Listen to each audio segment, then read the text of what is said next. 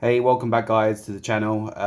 So just a quick update for you today and just some kind of maintenance tips, stuff that to look out for, especially in these all-in-one systems or where it's got a hidden compartments or anything like that. So still dealing with some kind of algae outbreaks, but it's pretty much under control. Um, Not really using any coral food as such anymore. A little bit each month, but about 5 millimeters of vitamins just for the corals. And phosphates are reading 0, whether that's being consumed by any algae that's in this reef, or the test kit is not just showing. But this is a HANA checker for the phosphates. Nitrates are reading between 2 and 5, which is good, which I wanted.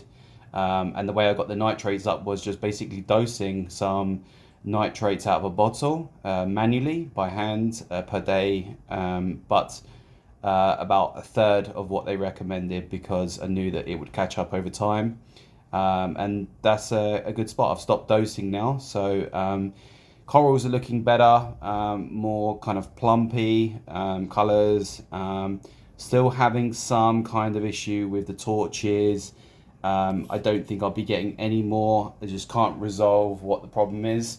As you can see, I've got some elegance corals and lots of gonnies, and they are doing really well in this tank. Got a big hammer and some albipora, but for the life of me, still having some major issues here with these torches. So the one on the top and the one below are kind of newer, probably a couple of months old. And these ones here are the ones I've had for longer, and they are struggling. Few heads have gone. There's a lot of like kind of brown dusk algae over them, and I don't know if you can see this on video. Kind of a brown. It's not cyano or anything like that anymore. It's like a brown dusting on the sand bed. But I am vacuuming this at least once or twice a month. And I'm using Nopox daily. I'm doing around 1 mil a day, which is way under recommended dosage. I was doing half that before, so I've stepped that up, and I'm using some Roaphos to make sure that those phosphates are kept down or just around 0.01 or 0.02, which is I think is a good level. But the phosphate readings are not reading, and I know that I've got phosphates because of some of this algae. It's not long hair, it's not cyano, it's not any of those. It's just you can tell on the rocks it's starting to grow back. It's like a dark mossy green, and if I was to leave it and not do anything about it, you can see it there, and patches on the kind of sand. It would overtake eventually. So just trying to prevent that. Doing my maintenance, so vacuum the sand bed, and doing regular water changes, which is was doing every 2 weeks. I'm doing around 8 to 10 days now. I'm doing a 60 litre water change on this 260 litre later on today, which I may do another video for, just to show you how I do that. Today I just wanted to show you what I'm doing purely for maintenance. So in the back of these chambers of the Redsea Max range, this is obviously due to the all-in-one systems, but obviously the piping is here, just below as well, the main drain, and obviously some algae and kind of like detritus build up in these chambers here. I'll just turn on a light just so I can show you. Have kind of stirred things up, but you can see there's some stuff growing. Kind of scrub these panels a little bit today, but you can see there on the back, and some of this stuff is sitting on the bottom, so you have to vacuum this out. There's no other way. It just doesn't get picked up by anything. And down here as well, it's pretty grim. And down here, because it's so close.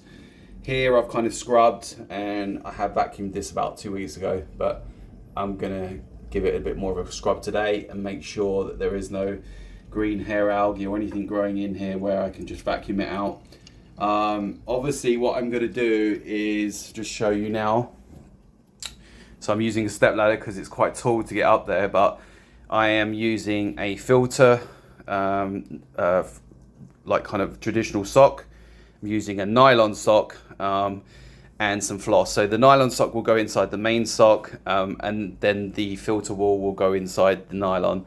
This is purely to capture any sand or any major big particles, so that I can just dump this in the bin and then just give this all a rinse out in the washing machine or the shower afterwards. Just makes life easier. Plus this is going straight into my sump, so this dirty water realistically is coming through here. Some of it will go back in the sump, but the skimmer, and as it goes back round again, it will get picked up. Plus I'll be doing a water change today, so that helps. Otherwise I probably shouldn't do this too often. Someone said online it wasn't a good idea. Just let me know in the comments. The reason I do it like this is because if I'm siphoning out, I have to do it into buckets and then measure how much I need to do. Whereas when I do a water change, I'm doing purely from the sump area, and I just drop the pump in there, siphon the whole of the bottom of the sump out, and then I just pump back up to the level, and I've marked up here. So it's max there when I turn off the return pump, and I drain all the way down to the bottom of here. Only in this chamber, the where it overflows stays there, and where the return pump stays the same height. So it's quite a lot of water. It's around 60 litres, I believe. So that really does help, and it's just a lot easier to do it from the sump. I don't want cords coming out the cable or anything like that, like in case the pipe comes off.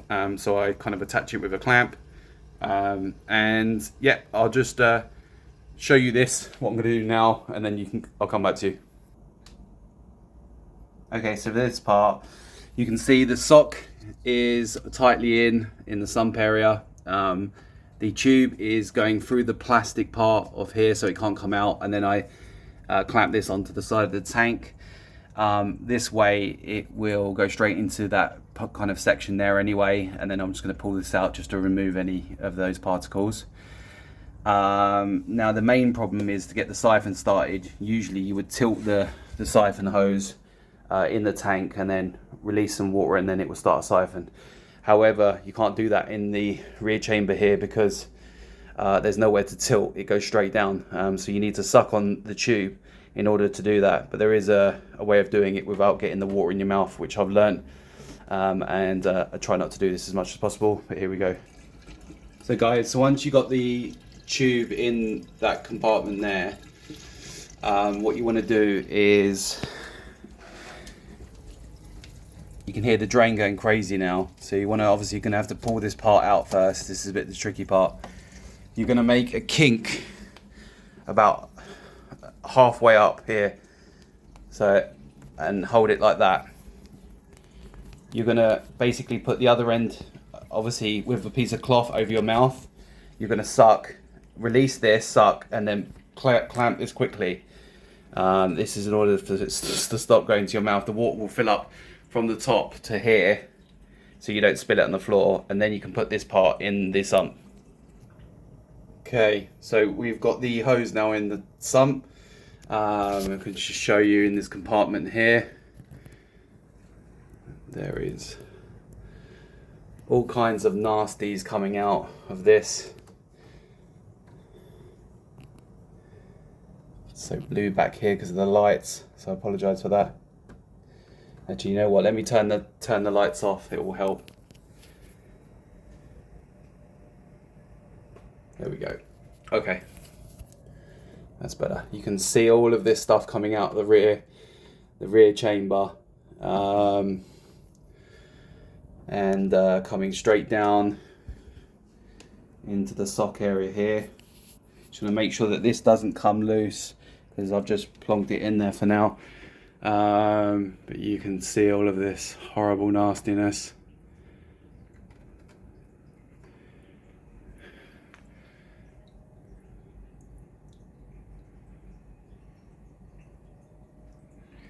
You can turn your return pump up in order to compensate for you siphoning out so much, so otherwise your sump will fill up quickly.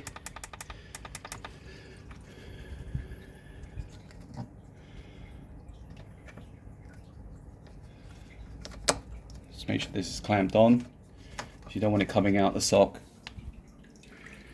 And there you go, you can see a lot of this stuff is coming out of here. If you want to stop the siphon, you can see this. It's all stuff that builds up after a long time. You just want to get that out of there. So if you want to stop it, just do a kink in the hose. Make sure you don't pull it out the sump. You can see all this, see this? All coming out. Nasty. That is grim.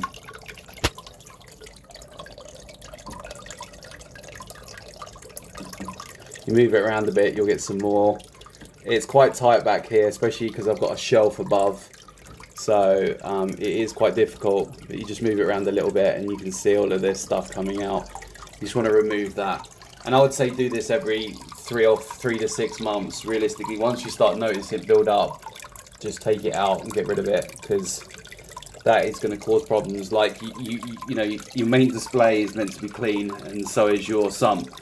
And this technically is a rear sump, so let me just show you. Yeah, so just moved it to another chamber. Look how much stuff is coming out.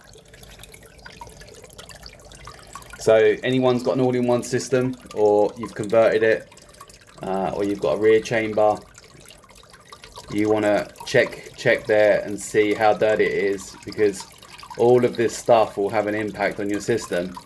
So I'm trying to do this every couple of months. I hate doing it. It's such a faff, but it needs doing, guys. So if you like this video, you need to get a long siphon about the length of the whole bottom of the tank, so that you can siphon all the way down. Those little ones won't work. And you're going to need a filter sock, possibly some sponge, a clamp, and a long scrubbing brush, so you can just clear off any detritus that's building up on the sides. Especially this stuff is all near your heater. If you've got the heater in the rear compartment, you don't want that blocking up the heater, causing issues. So guys, if you like the video, please like and subscribe. I'll bring in some more videos shortly on maintenance, but thanks for watching.